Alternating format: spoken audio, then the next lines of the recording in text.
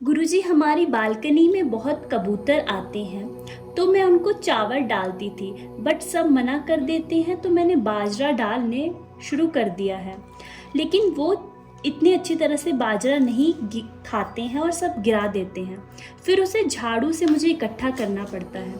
तो आप बताएं कि मैं क्या करूं, चावल डालूं या फिर बाजरा? आप जो कर रहे हैं उसको करते जाएं। ज्यादा लोगों से पूछने में भी बातें ठीक नहीं रहती। अगर हम समाज में सभी से पूछने लगे कि हम कितनी सांस लें, कितना खाना खाएं, कितने दिन जिंदा रहें, तो उनमें से ईमानदारी की बात यह है कि अगर 100 लोगों से पूछोगे तो 2 एक तो उनमें से पूछेंगे जो सोचेंगे, अपने मन में बोलेंगे तो कोई नहीं, लेकिन 2 एक तो ये भी सोच लेंगे कि अभी तक तो जिंदा ही क्यों है। ऐसे भी प्राणी हैं हमारे पास। तो हमें बहुत लोगों के चक्कर में नहीं पड़ना है।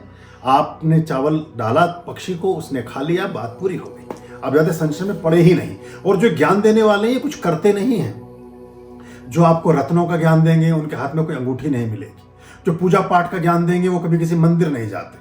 तो जिस व्यक्ति, जैसे एक आदमी जो सरकारी दफ्तर में बैठा है, जो सरकारी क्लर्क है, बिजली के डिपार्टमेंट में काम करता है, वो आपको खेती की जानकारी देगा। तब उसने कभी खेत देखा नहीं, कभी कहीं बीज बोया नहीं, कहीं फसल काटी नहीं, और वो आपको लेकिन ज्ञान देगा खेती के बारे में। क्रिकेट मैच में खिलाड़ी खेल रहे होते हैं मैदान में और चकल्लस हो रही होती है कमरे में बैठ करके, इसने यूं नहीं यूं घुमाया होता। जरा तुम घुमा लो, जरा अपने घर में खड़े खड़े कोई चीज, जरा कपड़े सुखाए तो ठीक से जाते नहीं, उन पर लपेटे आ जाते हैं, 3 बार झटक करके ठीक करके फैलाते हो उनको। बैठ की घुमा, कैसे घुमाता वो यहाँ बैठे बैठे बता रहे। बहुत आसान काम है। किसी भी चीज के बारे में जो कुछ भी नहीं करते वो वाग विलास करते हैं, जबानी जमा खर्च करते हैं, कपोल कल्पनाएं करते हैं, गाल बजाई करते हैं, अपनी बातों का छौका लगाते रहते हैं सारे दिन। जो करने वाले हैं उसको करते जाइए और घोड़े की तरह करिए। घोड़े का आपने देखा, घोड़ा जब गतिमान होता है तो दोनों तरफ से उसके आंखों पर एक छोटा सा कवर लगा दिया जाता है चमड़े का, और घोड़े को बस 4 फीट का दिखाई देता है। बुद्ध भी यही बोलते थे कि 4 कदम देखो, दाएं बाएं देखो ही नहीं, उससे आपका ध्यान भंग होगा। 4 कदम जो उनका चलित ध्यान है, जो सवेरे कराते थे 4:30 बजे भगवान बुद्ध, उसमें चलित ध्यान में वो यही करते थे कि आपने 10 कदम से 6 कदम से दूर देखना ही नहीं है, बस 6 कदम दे। लेकिन आप 6 कदम हम कभी देखते ही नहीं, हम चलते जाते हैं, ठोकर लगते गिर पड़ते हैं, कुछ और होता है हमारे पैरों के नीचे आके दब के मर जाता है। तो हम 6 कदम पर दृष्टि रखें, दूर जाते ना देखें, तो भी जीवन बेहतर होने लगेगा। आप जो डाल रहे हैं उसको डालें चुपचाप, और ज्यादा ढिंढोरा भी ना पीटें। हमें एक चीज और होती है कि हमें प्रचार का बड़ा एक वो होता है। अब एक जगह आग लग गई। आग लगी तो जो थोड़ा सा सरोवर था उसके आसपास में सारी घास फूस सब जल गई। तो वहां एक कछुआ रहता था उसमें, उस सरोवर में, छोटे तालाब में। तो कछुआ ने शोर मचाया, उसको 2 पक्षियों से मित्रता थी। अब वो 2 पक्षी भाग करके आए, बोले क्या हुआ क्या हुआ? बोले ये देख रहे हो तुम, जंगल में आग लगती हुई आ रही है, और ये सारा इसमें भी तेल वेल किसी ने डाल रखा है, पानी में भी आग लगेगी और पानी भी गर्म हो जाएगा, मैं तो मर जाऊंगा। तो हम ऐसा करते हैं कि क्या करें, हमें जीवन बचाना चाहिए। पक्षी कहते हैं हमें तो कुछ सुझाव ही नहीं आ रहा, हमें तो कुछ पता नहीं क्या करना चाहिए। वो कहते एक काम करो, सामने वाला पेड़ बहुत मजबूत है, उस पेड़ से इतनी बड़ी डंडी काट के ले आओ, एक छोटी डंडी काट कर लेकर आओ, फिर मैं बताऊंगा क्या करना है।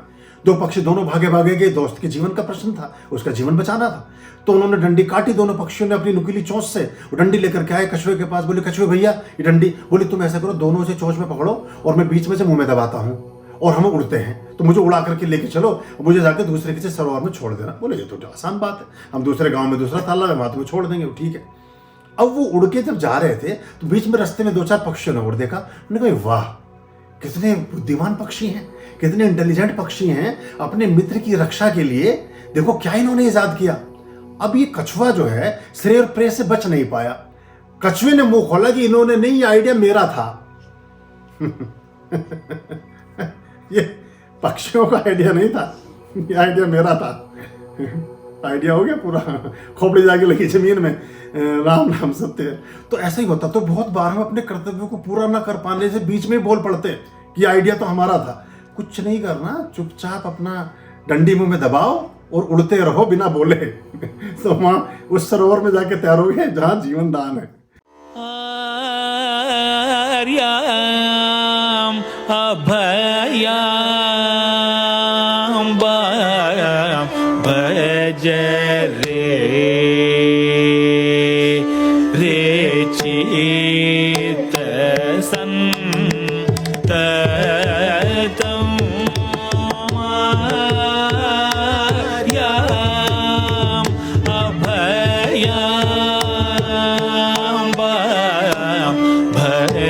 रे